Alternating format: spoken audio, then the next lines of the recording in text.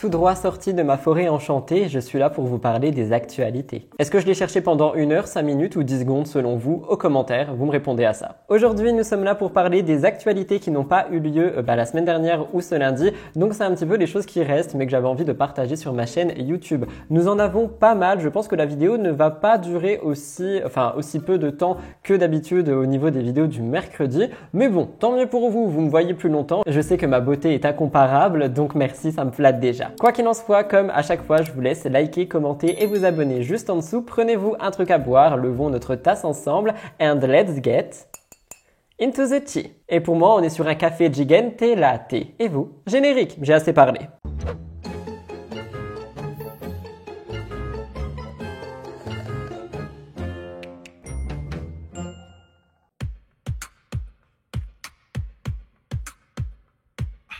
La première chose sur laquelle je voulais revenir est quelque chose qui est assez court, mais c'est fun, ça a fait rire les internautes, donc je me suis dit, allez, let's go, on parle de ça. Attention, n'y voyez rien de méchant, ce n'est que du second degré de tous les côtés. La candidate Maïsan est sortie du tournage des 50 saison 2, et le moins qu'on puisse dire, c'est que depuis, elle a l'air de s'amuser en vacances. Qu'elle soit vue avec Carla Moreau ou Shahan, une chose est sûre, elle s'éclate. Donc elle en profite pour faire des photos sur Instagram, elle poste des stories, et également des photos carrousel. Et la dernière en date a fait parler. Je vous la décris, elle a un ensemble blanc et elle a un maquillage qui est magnifique. Mais un abonné lui a dit qu'elle ressemblait à Bilal Hassani. En effet, cet abonné écrit « Waouh, il a glow up Bilal Hassani ». Et le moins qu'on puisse dire, c'est que Maïsan, elle l'a pris au second degré. Elle a dit ni une ni deux qu'elle devait littéralement arrêter les réseaux parce qu'on ne la reconnaissait pas. Je réagis, c'est vrai que c'est super fun, c'est pour ça que je voulais vous le placer ici, ça a fait beaucoup rire quand j'en ai parlé sur mon compte Insta. Pas mal de gens sont venus m'écrire en DM, mais je pense qu'il n'y a rien de méchant que ce soit pour Bilal ou pour Maïsan,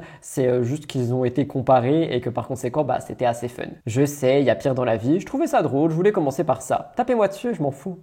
Nous parlions de Chloé Cooper la semaine dernière car elle postait une photo de son summer body. Rappelez-vous, Chloé Cooper avait posté sur Instagram des photos d'un shooting où son ventre, qui est du coup arrondi par son bébé, est mis en avant. Elle avait écrit « Summer body with my girl ». Les fans et les abonnés ont réagi de manière adorable, ils ont adoré ce concept de photo et ils ont été vraiment admiratifs de par le summer body de Chloé. Ils la décrivent comme ravissante, joyeuse et magnifique. Malheureusement, les haters sont toujours présents. En effet, enceinte depuis un petit moment, Chloé Cooper et Sébastien Pinelli attendent l'arrivée de leurs enfants. Et en attendant et en parallèle, ils continuent de travailler, notamment en postant des vidéos assez fun sur les réseaux sociaux. Et dans la dernière, du moins une des plus récentes, on voit Sébastien qui est en train de faire une sorte de parodie de prière devant Chloé qui est endormie. Et apparemment, l'objet de cette prière aurait été que l'enfant n'hérite pas du caractère assez fort de Chloé. Malheureusement, cette vidéo a attiré l'attention de pas mal de haters et dans les commentaires, on a pu lire des choses de ce style. Il prie surtout pour que sa fille n'ait pas du tout le même corps qu'elle. On dirait l'exorciste.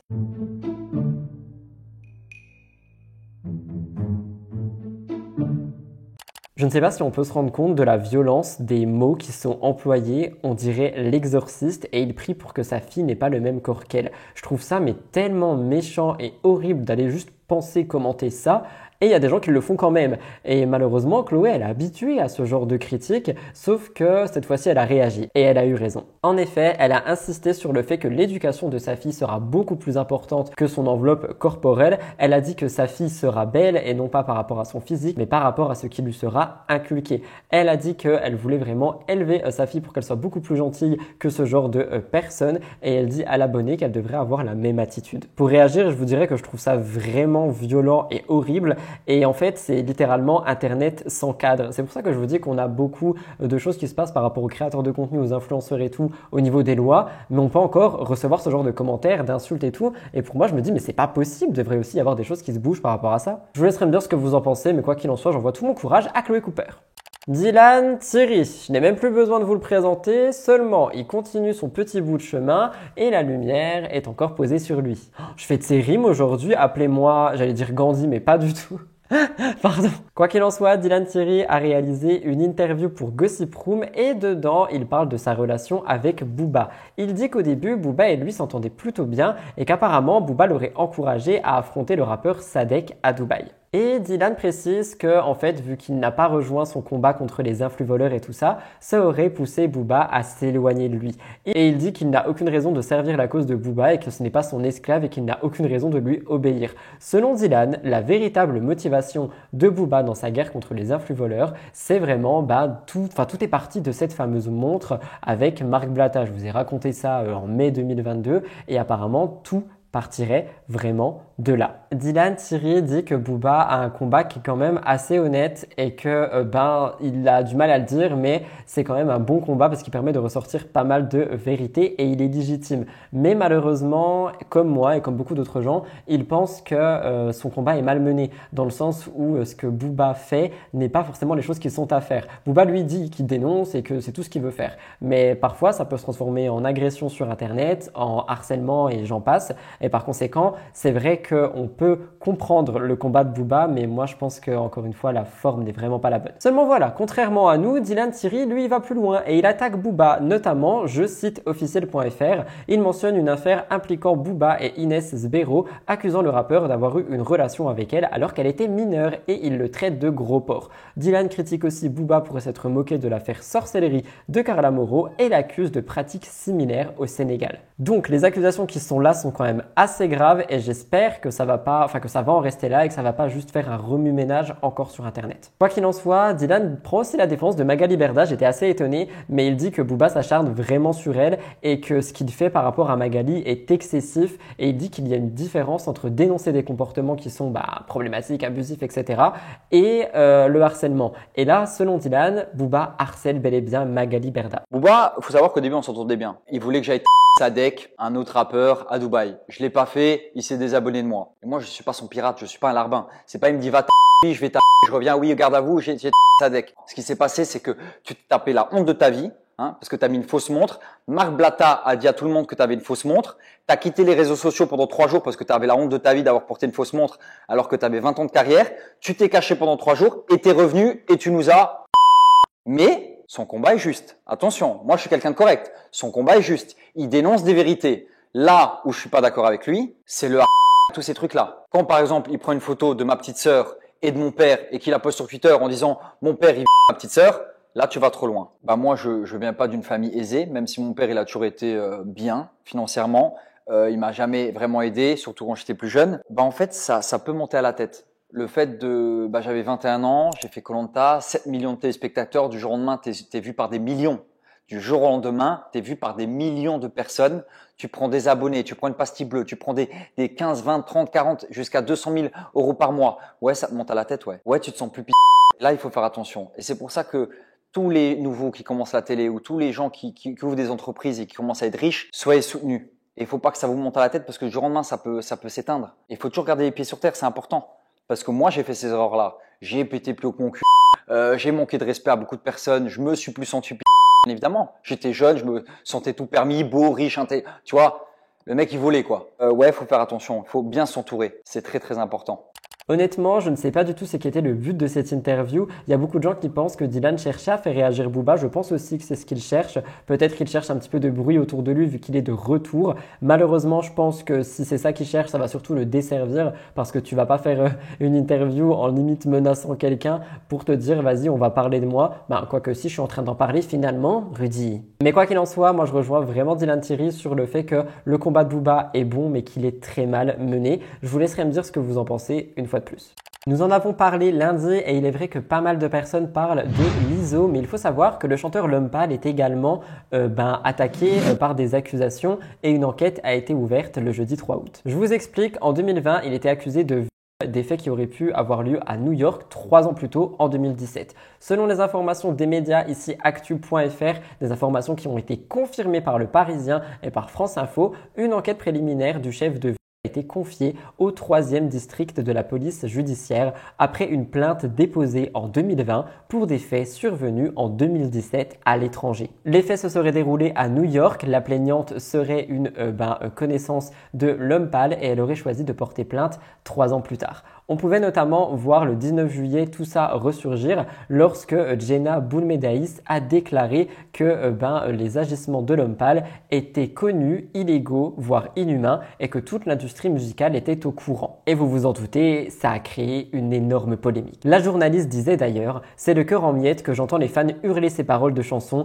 sans même savoir quel genre d'homme il est. Parlez-en, faire mine de ne pas savoir, c'est être complice, c'est accepter. Pas seulement ses actes à lui, mais tous ceux de chaque homme qui pense pouvoir exercer ses immondices impunément. » Et par conséquent, on comprend que la journaliste a vraiment elle en a gros sur la patate et qu'elle a des choses à dire. Au moment T, l'homme pâle, Antoine, n'avait pas réagi et après l'ouverture de l'enquête, il a posté un message qui lui non plus n'est pas passé inaperçu. Il a annoncé sur son compte Instagram démentir les accusations. Il a dit que les histoires qu'il entendait étaient les plus folles et les plus fausses à son encontre depuis 3 ans. Il a dit, je cite, « Je répondrai à la justice lorsqu'elle m'interrogera. Je suis serein. Est-ce que j'ai forcé qui que ce soit à faire quoi que ce soit? Non. Est-ce qu'il y a eu des choses illégales? Non. Et je ne le laisserai jamais le dire. » Il continue en disant, « Pendant les premières années de ma carrière, j'ai eu de nombreuses relations. Des relations de fin de soirée où on fait l'amour sans se connaître. Des relations d'un soir.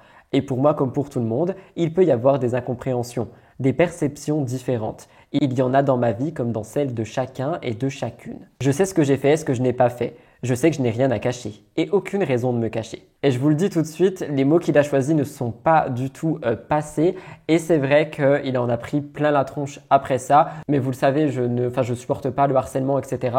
Mais c'est vrai que les mots qui ont été choisis, je sais pas si c'est fait exprès, mais j'ai l'impression on peut comprendre plusieurs choses à l'intérieur et par conséquent, ça a vraiment indigné pas mal de personnes. Faut prendre la parole des victimes en considération, surtout dans des cas comme ça, mais c'est vrai qu'il faut aussi parler de la présomption d'innocence, c'est quelque chose que je fais beaucoup. Il faut attendre un rendu de justice. Il y a beaucoup de personnes qui parlent d'une manipulation aussi de l'industrie musicale et de personnes qui ont témoigné contre l'homme pâle, donc c'est pour ça que je pense qu'il faudra attendre que l'enquête avance. Mais c'était pour vous tenir au courant, je vous ai parlé de l'ISO, je voulais vous parler de l'homme pâle. Avez-vous entendu parler de ça et si oui, qu'en pensez-vous?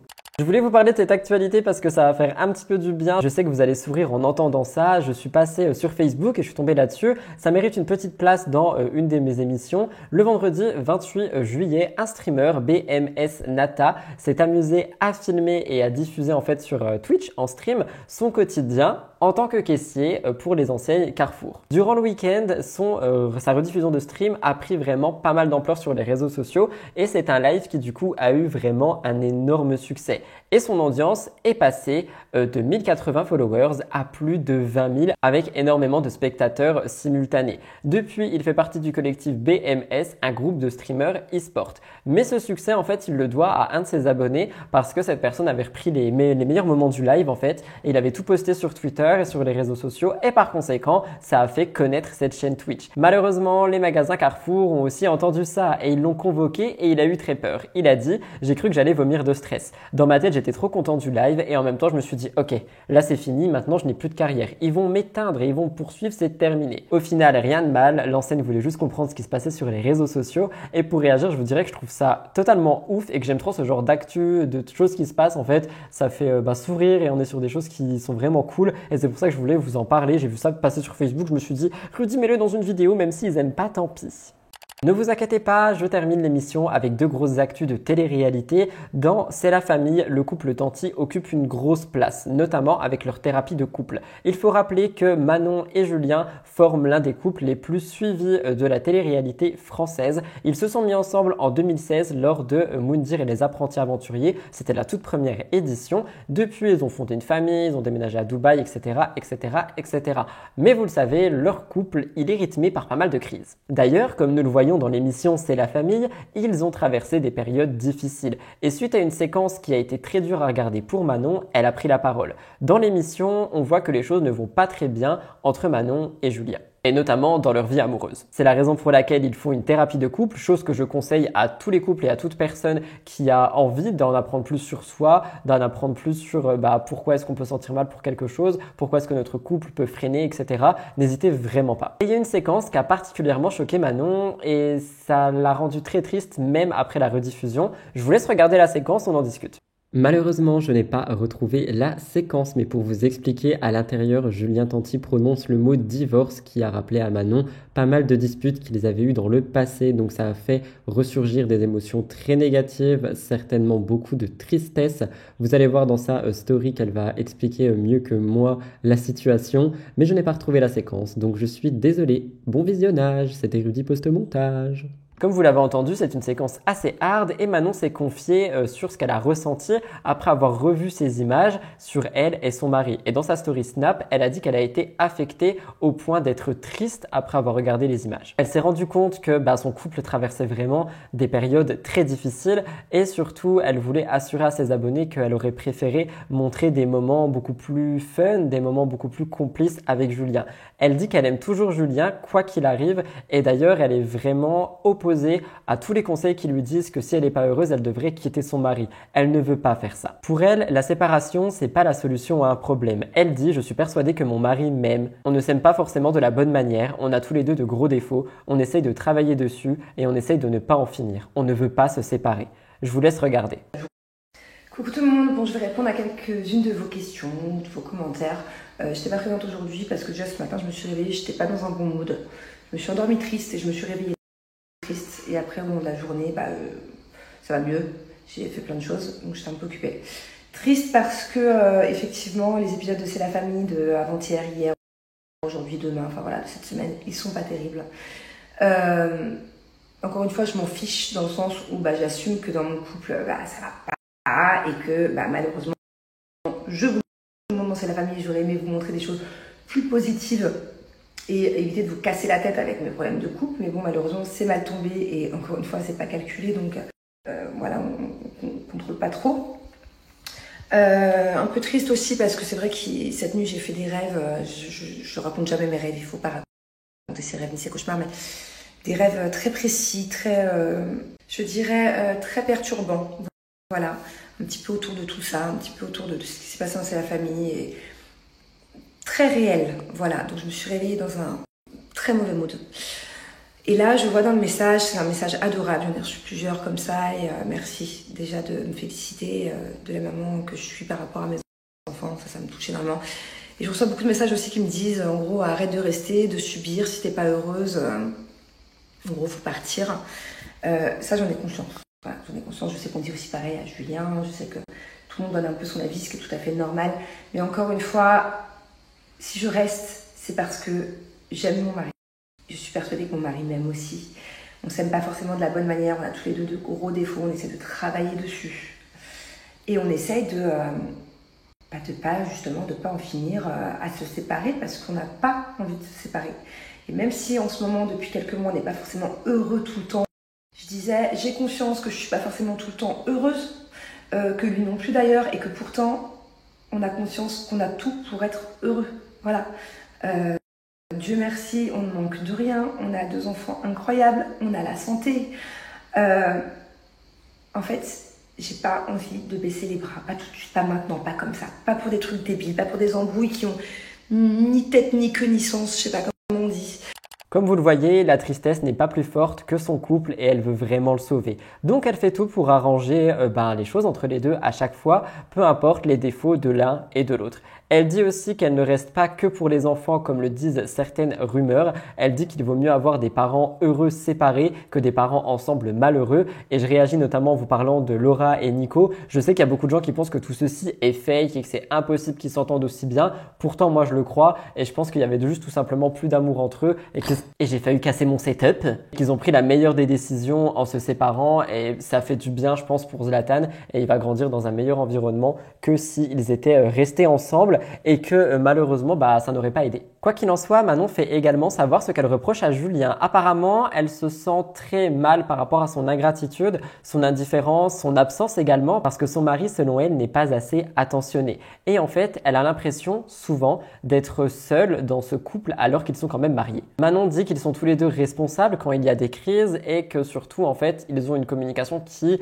ne fonctionne pas très bien. Elle avoue qu'elle a du mal à réagir avec calme et qu'elle s'énerve souvent et que parfois, elle le tacle au lieu de lui parler gentiment. Moi, je réagis et je vous dis que je pense qu'ils peuvent s'en sortir. Je pense qu'ils ont vraiment tous les moyens pour s'en sortir, que juste ça va prendre beaucoup de temps parce qu'ils ont quand même pas mal de fissures, j'ai l'impression. Mais franchement, je pense que ça pourrait aller mieux. Qu'en pensez-vous? Et encore une fois, je le dis et je le redis, mais j'apprécie beaucoup la personne que je découvre dans C'est la famille. Et c'est ce que je disais, je sais pas si je le disais aujourd'hui ou lundi, mais c'est ce que je disais quand je disais que c'était différent d'avoir des caméras vraiment chez soi qui filment ton quotidien. J'ai l'impression qu'on en apprend quand même beaucoup plus. Quoi qu'il en soit, Manon, elle est claire et nette dans ses stories. Elle dit que tout ceci est réel et que ce n'est pas du tout du buzz. Il y en a qui l'accusent d'avoir inventé ces disputes. Elle affirme que les scènes qui sont montrées sont authentiques et que la production aurait même choisi de couper certaines disputes pour alléger le programme. Elle dit qu'elle est désolée si elle paraît super stricte, sévère ou je sais pas trop comment. Enfin, je pense, oui, parce qu'on la voit quand même assez froide, mais enfin, c'est sa vie et c'est vraiment sa vie qu'on montre. Donc moi, je la pardonne, mais elle n'a pas excusé.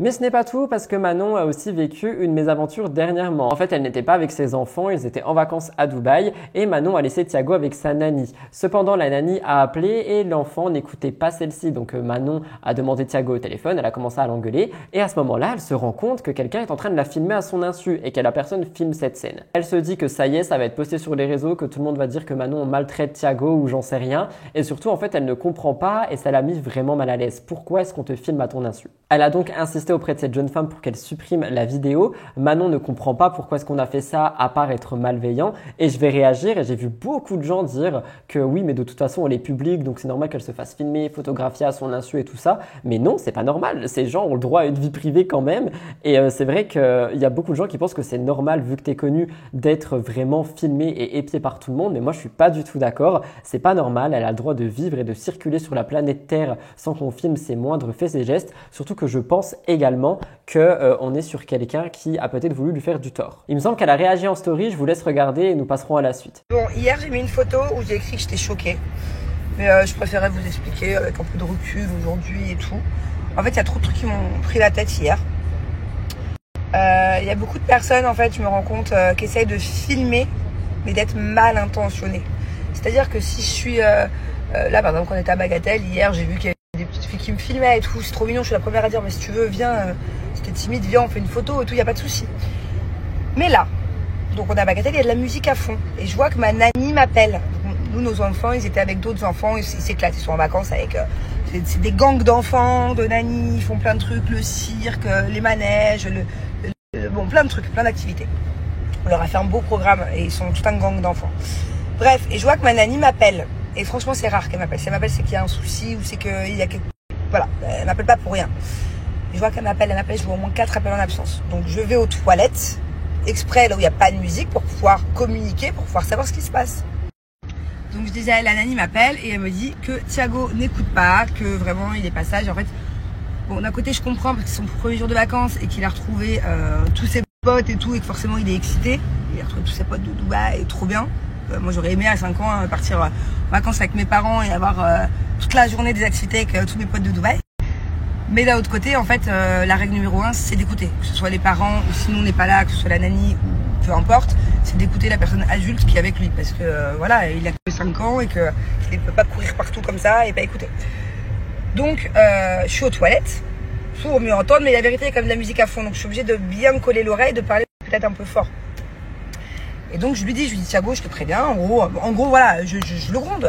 En gros, Thiago, t'es pas sage, tu iras pas au cirque ce soir, tu es sage, tu écoutes ta nanny, voilà, je rigole pas avec les règles de sécurité. Et là, au moment où je parle et donc je gronde mon fils et que je lui dis qu'il faut vraiment qu'il écoute sa nanny et qu'il n'est pas le et que donc il n'est pas le boss, je vois une jeune fille, enfin une jeune fille, ouais, on appelle ça une jeune fille quand on a plus de 20 ans, ouais, une fille. Qui me filme. Et je la vois qui me filme. Du coup, bon, j'attends de raccrocher avec mon fils, parce que le plus important, c'est ce que je dis à mon fils. Quand je raccroche, je lui dis, excuse-moi, t'es en train de me filmer là? Elle me dit non. Je dis juste, me prends pas pour un imbécile. Je vois bien que t'es en train de filmer. Est-ce qu'on peut vérifier, s'il te plaît? C'est quoi l'intérêt? Elle me dit non, j'ai pas filmé. Et là, elle me montre sa pellicule et effectivement, je vois une vidéo de moi en train de gronder mon fils au téléphone, de parler de cirque, de ci, de ça. Je dis, mais c'est quoi ton intérêt en fait? Quel est l'intérêt, à part de la malveillance? Je suis dans un toilette, tu vois bien que je cherche le calme pour discuter avec mon fils de 5 ans et lui faire comprendre qu'il y a des règles. Quel est ton intérêt à toi de me filmer dans ces moments-là? Si tu veux une photo, si tu veux une vidéo, il n'y a pas de souci, avec grand plaisir. Mais là, de me filmer comme ça, c'est c'est malveillant, c'est même limite malsain. Enfin, je vois pas l'intérêt de me filmer en train de gronder mon fils de 5 ans, mis à part pour me nuire. Enfin, Mais évidemment, dites-moi ce que vous en pensez.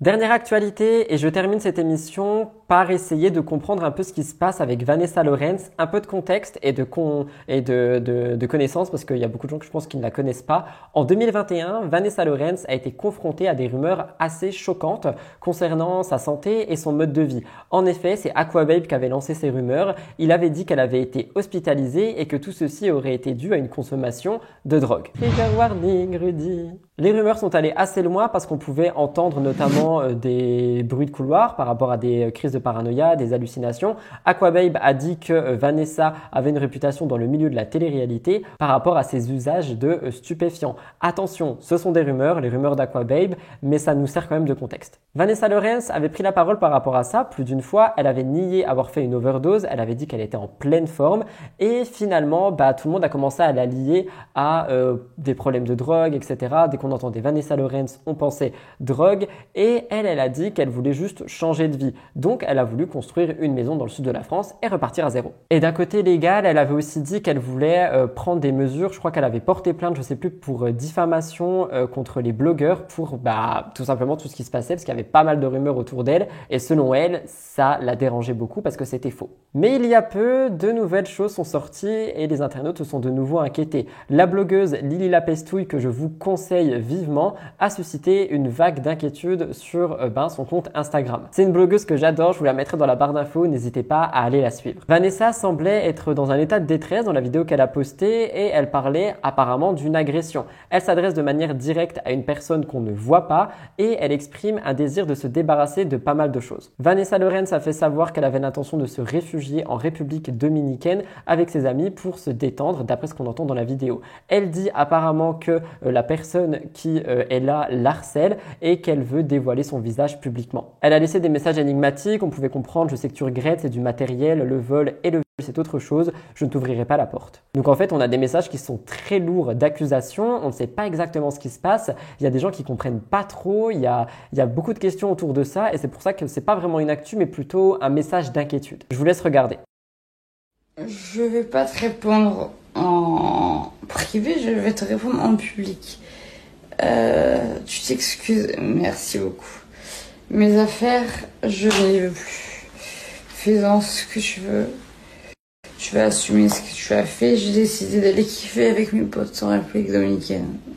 Voilà, tout simplement. Si tu pouvais arrêter de m'appeler, ça serait bien. Merci. De une, parce que vu ce que tu as fait, si tu continues, je vais t'afficher. Et de deux, tu es perdu, mon ami. Voilà. Bonne continuation. Il n'y a rien de plus par rapport à ça, ça a fait pas mal parler. Il me semble qu'elle avait réagi en story, j'essaierai de vous la retrouver pour vous l'afficher à l'écran. Mais s'il y a des gens qui sont au courant, qui la connaissent ou je sais pas, qui peuvent juste essayer de dire qu'il y a des personnes qui sont inquiètes, notamment ses abonnés, peut-être sa famille également, juste faire savoir si ça va ou peu importe. Donc c'est pour ça, je voulais quand même vous tenir au courant par rapport à ça. Je sais qu'il y a peut-être peu de personnes dans mes abonnés qui connaissent Vanessa Lawrence, mais personnellement ça m'a inquiété, donc je voulais quand même le mettre en avant ici.